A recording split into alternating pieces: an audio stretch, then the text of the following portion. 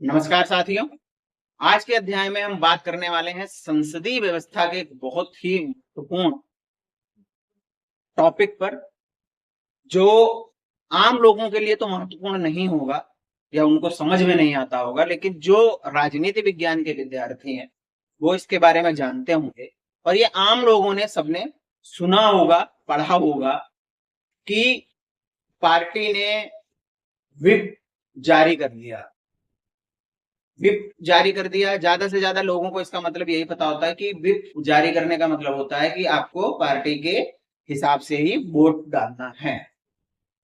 तो आखिर ये क्या होता है व्हिप, कैसे आया ये, क्या कॉन्सेप्ट रहा इसका, आज के समय में ये कैसे काम करता है, इसकी मतलब कार्यप्रणाली क्या है, और आखिर में एनालिसिस की जब हम आज के समय में बात करते हैं लोकतंत्र की, डेमोक्रेसी की, जिसमें सबको अपनी बात कहने का हक है, तो वहां पर यह कहां तक उचित है कि पार्टियां व्हिप जारी कर कर सांसदों को या विधायकों को अपनी बात कहने के बजाय पार्टी की बात ही, मतलब पार्टी की ही बात पर मुहर लगाने के लिए उनको, मतलब एक तरीके से होता है ना कि बंधन में उनको बांध दिया गया है। अब उनको मजबूर कर दिया गया है कि आपको पार्टी लाइन की ही बात करनी है।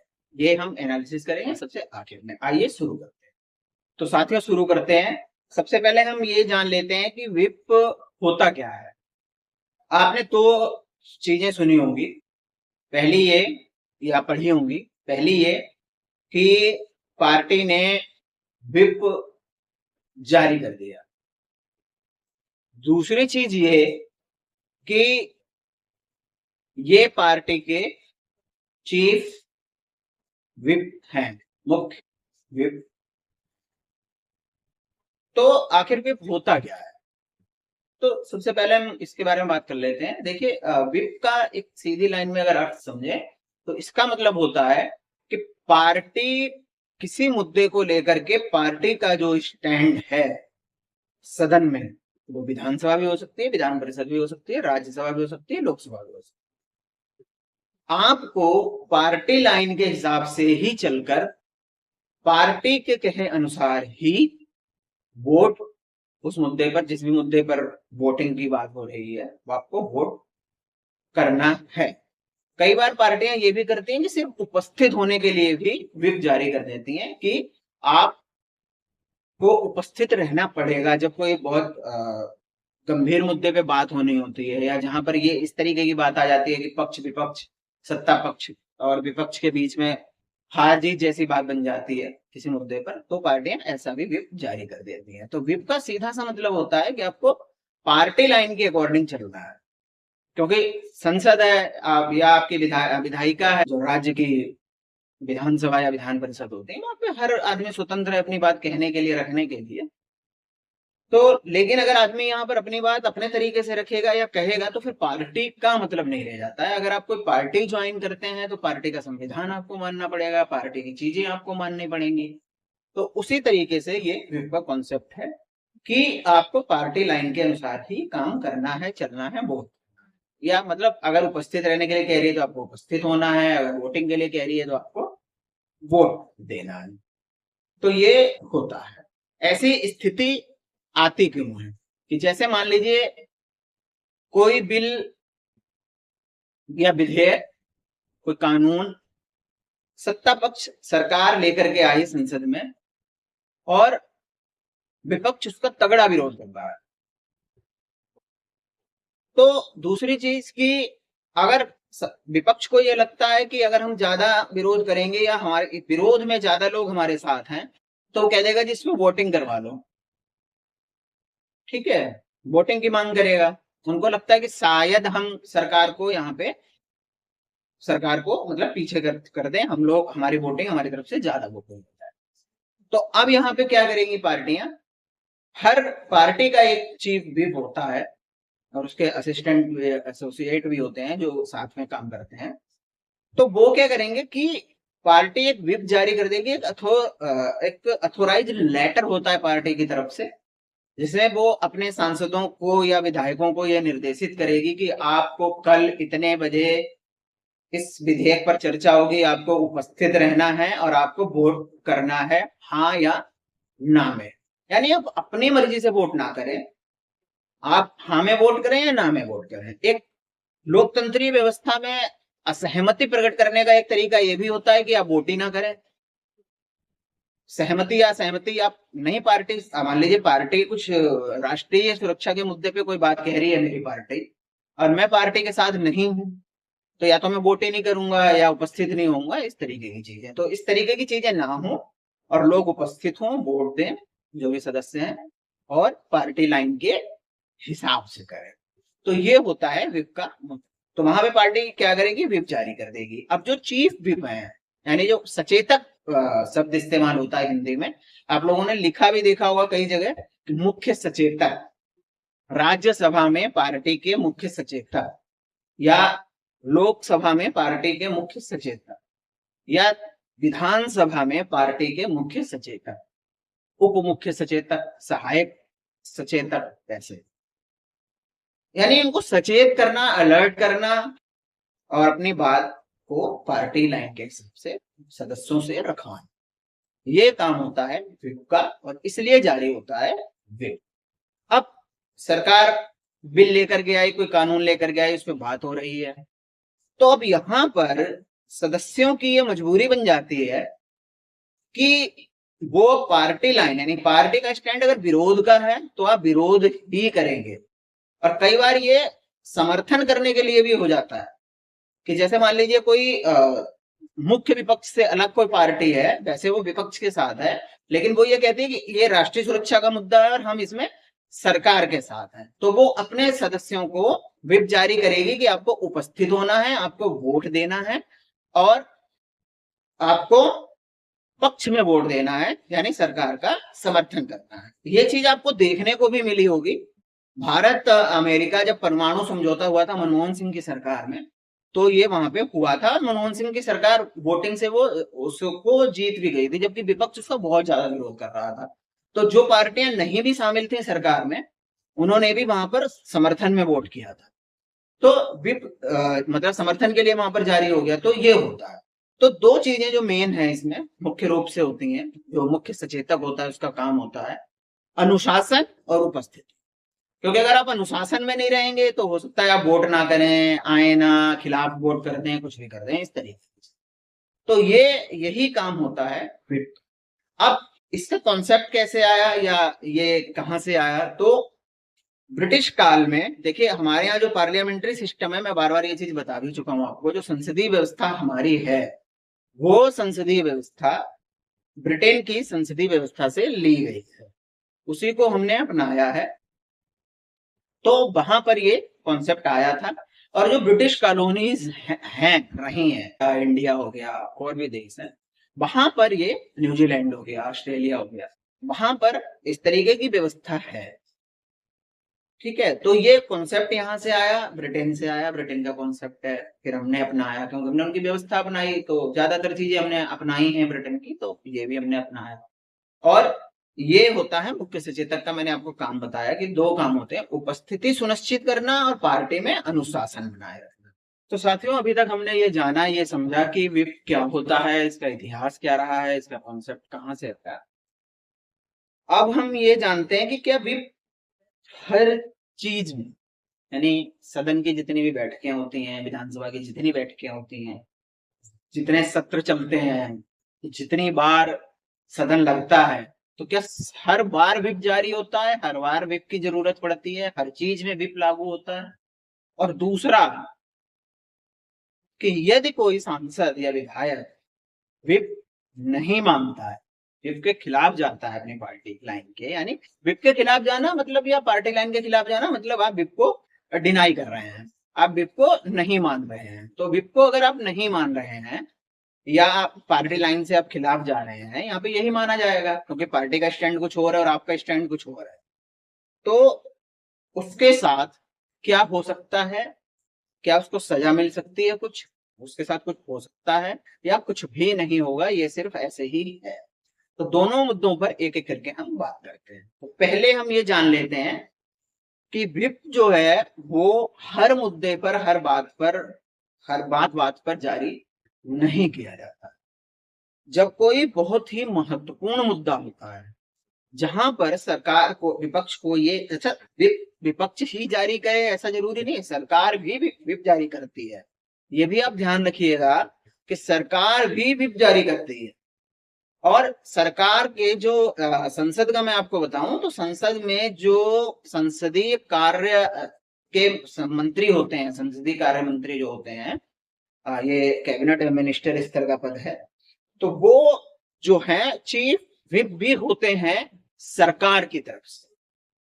तो ऐसा नहीं है कि व्हिप सिर्फ विपक्षी पार्टियां जारी करती हैं या अन्य पार्टियां जारी करती हैं, सरकार भी व्हिप जारी करती है। एक तो ये बात हो गई। दूसरी चीज ये कि व्हिप हर समय नहीं जारी होता है।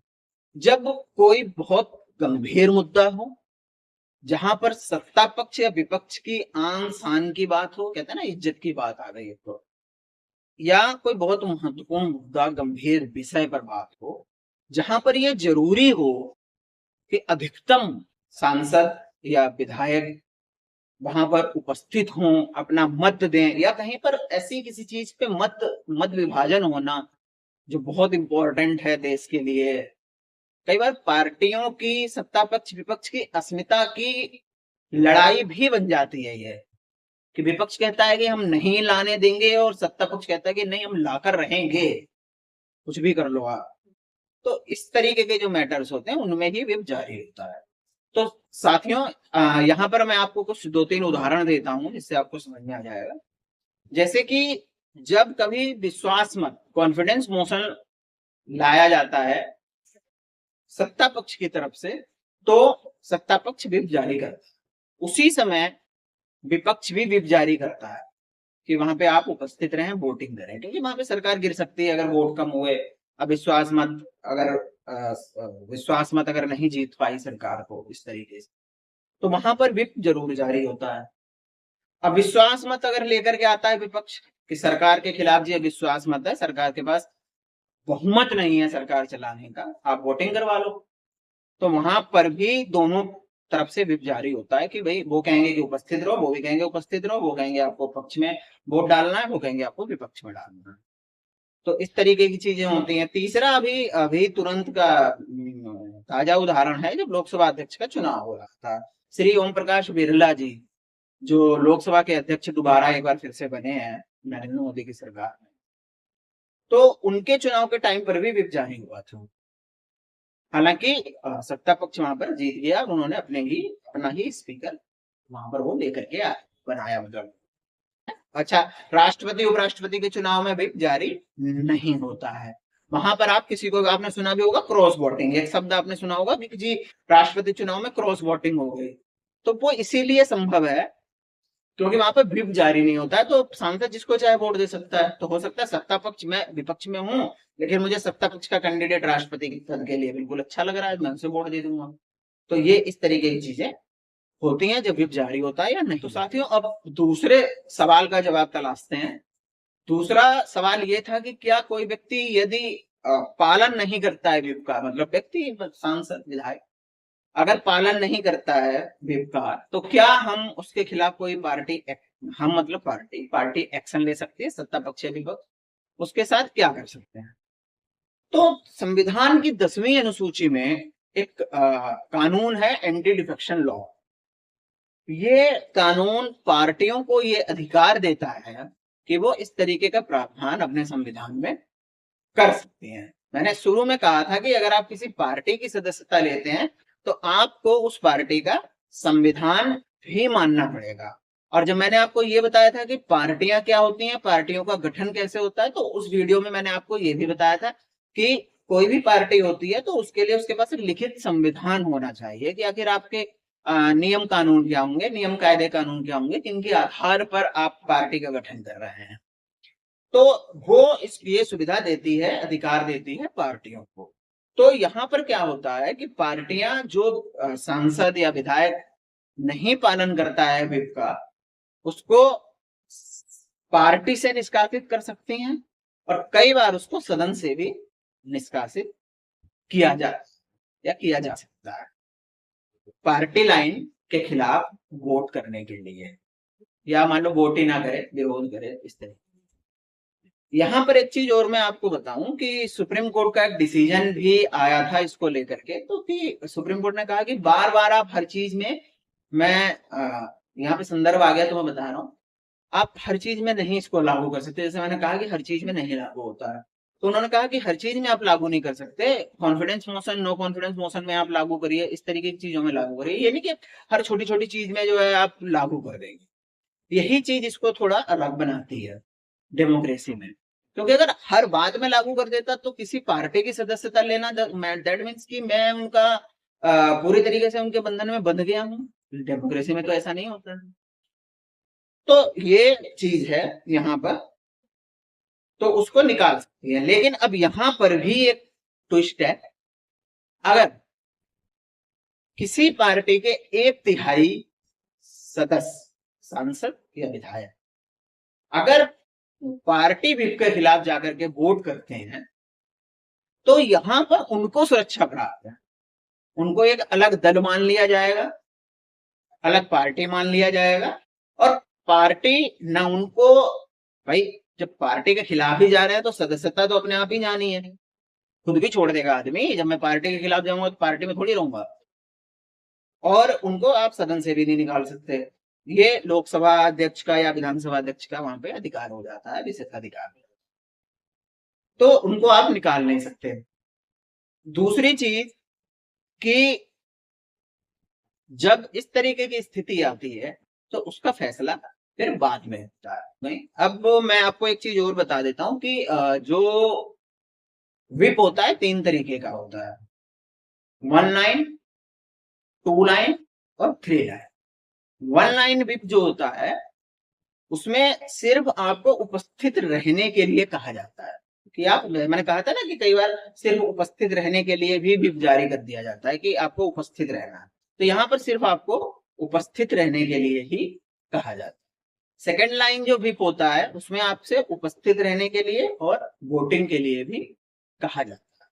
लेकिन इन दोनों में एक गुंजाइश होती है कि अगर आप पार्टी लाइन के खिलाफ जाना चाह रहे हैं, मतलब अगर आप नहीं, सहमति आपकी बन पा रही है, तो आप उसको स्किप कर सकते हैं। उस दिन आप वोटिंग में शामिल ना हो, आप वोट ना डालें, पार्टी उपस्थित होने के लिए भी जारी कर दिया, आपको उपस्थित रहना पड़ेगा लेकिन आप वोट ही ना दें, इस तरीके की चीज। थर्ड लाइन जो विप होता है उसमें ये कंपलसरी है, आपके लिए मजबूरी है, ये एक तरीके से आपको मजबूर कर देता है थर्ड लाइन विप कि आपको पार्टी लाइन के अनुसार ही उपस्थित रहकर मत देना पड़ेगा, ये आपके लिए अनिवार्य होता है। पर यदि आप ऐसा नहीं करते हैं तो पार्टी आपके खिलाफ एक्शन ले सकती है, आपको दल से निकाल सकती है, कई बार सदस्यता भी चली जाती है। तो ये सब चीजें हैं। अब हम सबसे आखिरी में ये समझेंगे कि क्या लोकतंत्र में व्हिप जारी करना उचित है। जब पार्टियां लोकतांत्रिक व्यवस्था की बात करती हैं, जब हर पार्टी ये दावा करती है कि हम, हमारे अंदर लोकतंत्र है, तो क्या व्हिप होना चाहिए, तो इसके बारे में बात। तो साथियों देखिए, व्यक्तिगत रूप से मेरा निष्कर्ष इन सब चीजों को लेकर के ये है कि दोनों ही बातें अपनी जगह पर सही। भले ही आप लोकतंत्र में हैं, लोकतांत्रिक प्रक्रिया में हैं, आप लोकतंत्र में भाग, मतलब लोकतांत्रिक देश में रह रहे हैं, आपकी पार्टी लोकतांत्रिक मूल्यों को फॉलो करती है, उनको मानती है, लेकिन जब हम किसी संगठन का, किसी पार्टी का हिस्सा होते हैं, तो हमारे लिए ये भी जरूरी हो जाता है कि हम उस संगठन, उस पार्टी के नियमों का पालन करें। क्योंकि मान लीजिए मैं किसी सत्ताधारी पार्टी है और उस, या विपक्ष की पार्टी है और मैं उसमें शामिल हूँ, उनके दल की तरफ से मैं संसद में, मैं उनको रिप्रेजेंट कर रहा हूँ अपनी पार्टी को। अब वहां पर क्या हो रहा है कि पार्टी तो कह रही है कि ऐसा नहीं, ऐसा करना है, मैं अपनी अलग ही बात लगा रहा हूँ कि मैं नहीं, मैं तो ऐसे करूंगा। अब अगर 100 में से 50 लोग ऐसे करने लग जाए तो एक पार्टी के रूप में पार्टी की स्ट्रेंथ क्या रह जाएगी, कुछ भी नहीं। तो इसलिए ये जरूरी हो जाता है कि आप पार्टी लाइन के अनुसार चलें, पार्टी की बात। हाँ, ये मैं मानता हूं, और ऐसा सुप्रीम कोर्ट ने भी डिसीजन दिया है, और ऐसा हो भी रहा है कि जब हर बात बात में ये चीजें नहीं लागू होती हैं, आप मजबूर नहीं कर सकते हैं, आप बार बार नहीं कह सकते कि हर बात में कि आपको पार्टी लाइन के हिसाब से ही चलना है। और फिर ये भी होता है कि अगर आपको मत नहीं देना है तो आप अनुपस्थित रहिए, आप उपस्थिति मत होइए, या उपस्थित होइए लेकिन मत मत दीजिए। कई सारी चीजें हो जाती हैं। तो ये जो है वहां पर बात आ जाती है। इसके साथ साथ मतलब मैं, मेरा निष्कर्ष जो है वो ये है कि मैं दोनों ही चीजों का जरूरी मानता हूँ। आप किसी भी संगठन, आप जिस समाज में रहते हैं, जिस सोसाइटी में आप रहते हैं, आप उस समाज के बंधनों को, उस समाज की मान्यताओं को, रीति रिवाजों को फॉलो करते हैं। आप अपने गांव में रहते हैं, वहां के आप रीति रिवाज मान्यताओं को फॉलो करते हैं, क्योंकि नियम अनुशासन होने के लिए नियम होना बहुत जरूरी है। अगर नियम नहीं होगा तो अनुशासन नहीं होगा, अनुशासन नहीं होगा तो किसी संगठन का, दल का, समाज का, किसी चीज का मतलब नहीं रह जाता। जैसे हम लोग लोकतांत्रिक देश हैं, लोकतांत्रिक कंट्री है, हमें अपनी बात कहने का पूरा हक है, लेकिन हम कुछ भी नहीं बोल सकते हैं कि जो मन में आए वो बोल दिया। एक मर्यादित आचरण की उम्मीद हमसे लोकतंत्र में की जाती है। दूसरी चीज यहाँ पर यह है कि ठीक है, कुछ जगहों पर ये नहीं लागू होता है तो वहां हम अपने हिसाब से देख सकते हैं, कर सकते हैं। लेकिन क्योंकि अगर आप भाई, अगर मैं किसी पार्टी की तरफ से शामिल हूँ, किसी पार्टी की तरफ से हूँ, तो ये मेरा दायित्व भी बनता है कि मैं अपनी पार्टी की बात को मानूं। और जहां पर इनकी जरूरत, जैसे राष्ट्रपति चुनाव में नहीं जरूरत है, तो ठीक है, जो मुझे कैंडिडेट पसंद है मैं उसके लिए कर सकता हूँ। दूसरी चीज, पार्टियां ये कहती हैं और दावा करती हैं कि वो लोकतांत्रिक रूप से चल रही हैं, ऐसा अमूमन अमूमन नहीं होता। ये कहने के लिए होता है, लेकिन ऐसा नहीं हो पाता है। कुछ व्यक्ति विशेष या पार्टी के नेता विशेष जो होते हैं वो अच्छा प्रभाव रखते हैं पार्टी में, और उनके ही अनुसार काम होता है। जैसे कि इस समय एक आम धारणा है कि भाजपा जो है वो नरेंद्र मोदी के अनुसार और अमित शाह के अनुसार चल रही है। भाजपा भी, पार्टी भी, और सरकार भी। इन दोनों के अलावा तीसरा कोई मतलब किसी के कोई इंटरफेयर नहीं है, कोई कुछ कर नहीं सकता है। लोगों को जो काम दिया गया है आप उतना करिए, उसमें भी फाइनल डिसीजन ये दो व्यक्ति ही लेंगे। या जैसे मैंने एक बार आपको पीएमओ का टॉपिक पढ़ाया था, तो मैंने कहा था कि सरकार में पीएमओ ही सारे डिसीजन ले रहा है। तो इस तरीके की धारणा, तो ये चीजें होती हैं। लेकिन यहाँ पर ये अच्छा है, इस तरीके की व्यवस्था हमारे माननीय सुप्रीम कोर्ट ने भी की हुई है कि आप हर जगह इसको लागू नहीं कर सकते, तो आपको छूट भी मिलती है, आप अपनी मर्जी का विचार भी प्रकट कर सकते हैं। और आपको जहां पर पार्टी के लिए जिम्मेदारी वाली बात आती है, आप पार्टी में अपनी जिम्मेदारी निभाइए, क्योंकि कहीं ना कहीं तो स्टैंड लेकर के आप चले। तो ये आज के टॉपिक का विश्लेषण था। उम्मीद करता हूँ आप लोगों को पसंद आया होगा, अच्छा लगा होगा। आप लोग वीडियो को लाइक करिए, शेयर करिए, और अपने कमेंट जरूर करिए, मुझे जरूर बताइए कि आपको कैसा लगा। धन्यवाद।